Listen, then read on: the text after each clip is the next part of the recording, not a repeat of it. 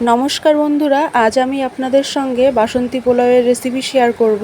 আর এই বাসন্তী পোলাও সম্পূর্ণ ঝরঝরে করার একটাই উপায় হলো সঠিক মাপে জল দেওয়া। তো চলুন দেখে নেওয়া যাক আমি কিভাবে বাসন্তী পোলাওয়ের রেসিপিটা করছি। প্রথমেই আমি এখানে কাপ মেপে 3 কাপ গোবিন্দভোগ চাল নিয়ে নিয়েছি। এখন চালটাকে ভালো করে ধুয়ে নেব।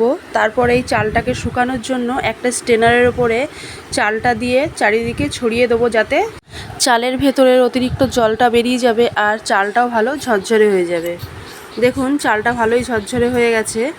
এখন এই চালটাকে মাখানোর জন্য প্রথমেই আমি এখানে হাফ চামচ হলুদ, হাফ চামচ গরম মশলার গুঁড়ো, 2 চামচ ঘি, 1 চামচ আদা বাটা দিয়ে চালটাকে ভালো করে মাখিয়ে নেব।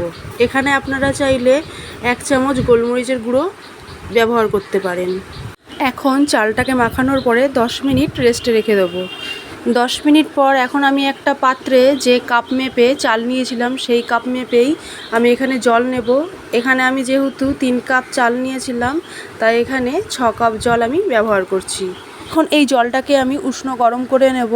জলটা গরম হতে থাক, এদিকে আমি একটা কড়াইয়ে 1 চামচ ঘি আর 1 চামচ সাদা তেল দিয়ে কিছু কাজু বাদাম আর কিশমিশ ভালো করে ভেজে নেব। এখানে আমি কাজু আর কিশমিশ আগে থেকেই জলে কিছুক্ষণের জন্য ভিজিয়ে রেখে দিয়েছিলাম। কাজু বাদাম আর কিশমিশ এখানে ভালোভাবে ভাজা হয়ে গেছে। এখন এই কাজু আর কিশমিশকে অন্য একটি বাটিতে তুলে নেব। আপনারা এখানে চাইলে পুরো রান্নাটাই ঘি দিয়ে করতে পারেন।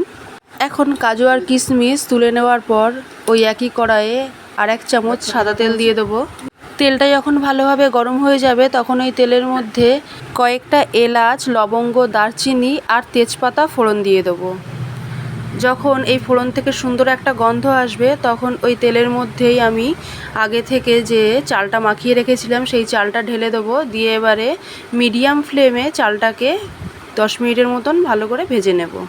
চালটাকে যখন ভাজতে হবে তখন কন্টিনিউ আস্তে আস্তে নাড়িয়ে নাড়িয়ে ভাজতে হবে। দেখুন ভাজার পরে চালের কালারটাও চেঞ্জ হয়ে গেছে আর চালটাও ভালোভাবে ভাজা হয়ে গেছে।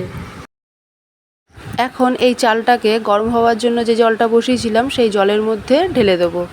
এখন চালটাকে ভালোভাবে জলের মধ্যে মিশিয়ে নিয়ে ওই জলের মধ্যে 1 চামচ নুন, 4 চামচ চিনি আর 1 চামচ গোলাপ জল আর 1 চামচ কেওড়া জল দিয়ে ভালোভাবে মিশিয়ে নেব।